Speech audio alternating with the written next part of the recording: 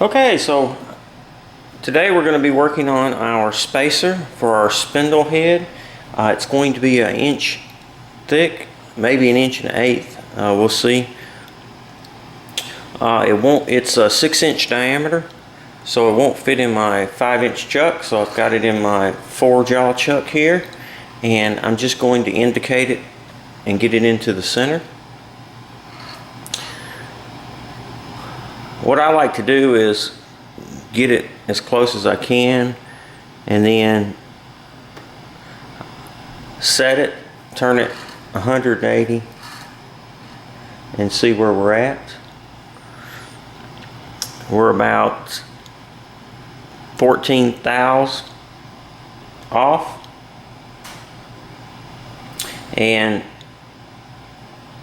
this side right here is lower than this side. So this is my low side, my high side. So what I want to do is tighten this bolt down and loosen this one just a little bit.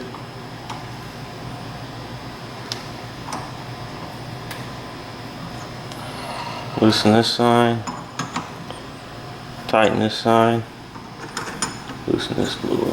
There we go.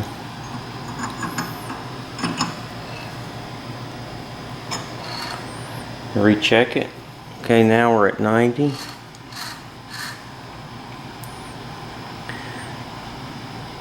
Fairly close right there. Let me set this to 0.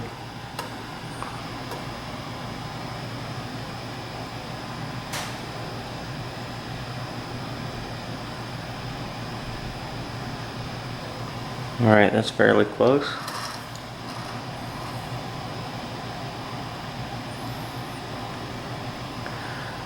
Alright, that's pretty good right there. So now I want to check this side.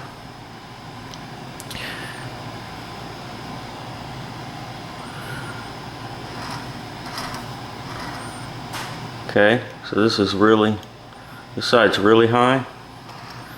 So let me loosen this one. Tighten this one.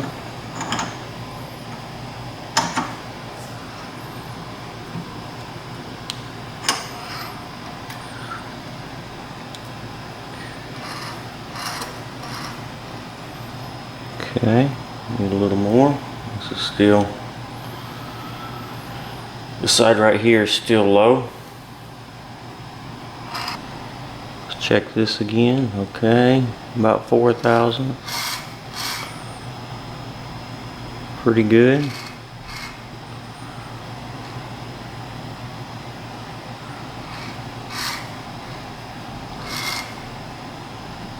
Okay, we're a little bit off. I'm going to tweak it a little bit more. This side's higher here than this side.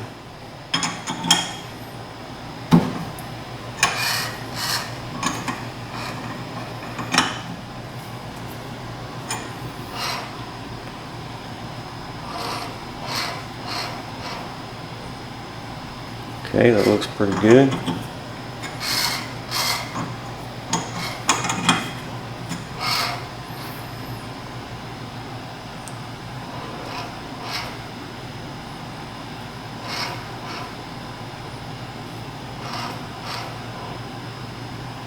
Alright, it's pretty good all the way around.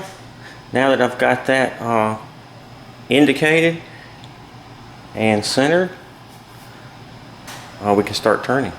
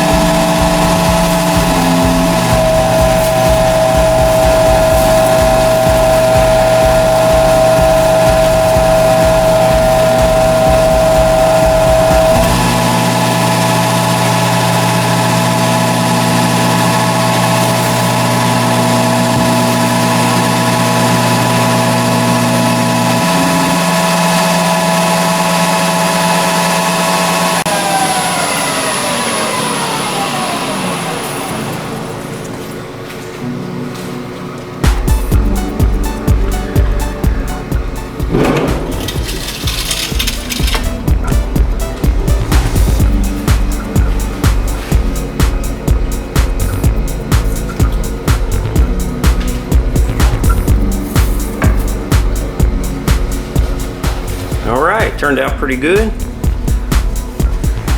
Really nice. This is the first time I've turned anything quite this big in diameter. It took a little while to kind of get used to the feeds and speeds, and which actual tool I was going to use. But the end result turned out really well. Get a shot.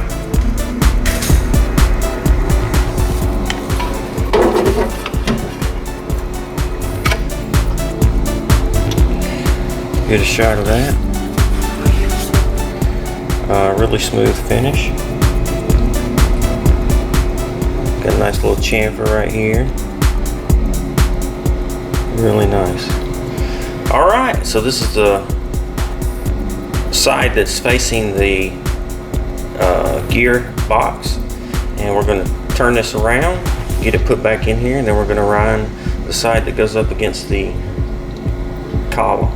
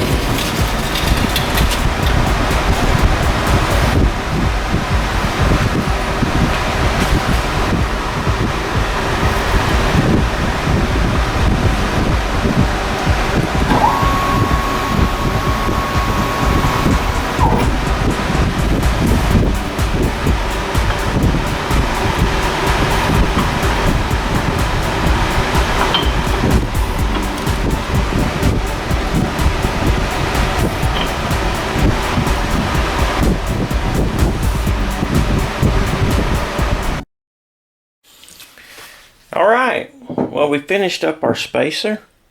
It turned out really well. It's 1 1/8 inches thick. I started out with an 1 1/4 inch piece of 6-inch round stock. I had originally planned for a 1-inch spacer, but it turns out that I may have a little bit extra travel, so I tried to stretch this out as much as possible. This was going to be a raised area here, was going to be a 1/4 inch, but I cut it back to 1/8 of an inch to give me more meat here. So now it's 1 1/8 inches, and it's going to just go on there like so. Now, the way this works is these bolts go through the back.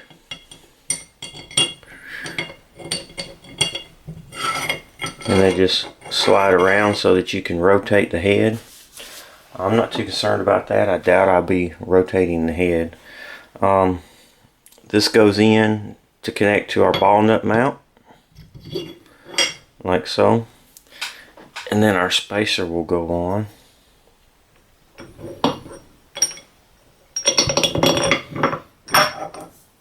Like so. And then our head will mount onto that. It'll just space out a little bit.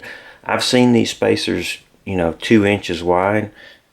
I didn't want to go too extreme. I've got plenty of travel on my y-axis. I mean, I guess you could never have really too much travel, but I figure 9.5 is that's 1.5 inches more than I have on my x-axis on my X2, so I think I should be okay for a good while. Right, now these bolts are M12 by 1.75 by 90 millimeters long, and the 90 millimeters is the length from the bottom of the head here to the end, not including the head, I should say. I went to my local Home Depot and they had some M12 by 1.75 by 90. They were like $4 and $5 for 2 without the nuts or lock washers. I don't really need nuts and lock washers because I have them for the original bolts. But I thought, well, I'll just pick up some 1/2 inch. They're really close. But the problem is 12 millimeters is not a 1/2 inch. A 1/2 inch is 12.7 millimeters. And so the head is different. This is 18.8, and this is a little less than 18 millimeters. So it goes in, but it doesn't go in all the way to slide around because the head is a little wide, and this fit is pretty tight because it has to lock the head down. So I can either get some metric bolts, which I should have got in the first place, or just grind these down a little bit and use the 1/2 inch. So I'll probably just grind these down for now and then try to pick up some metric bolts.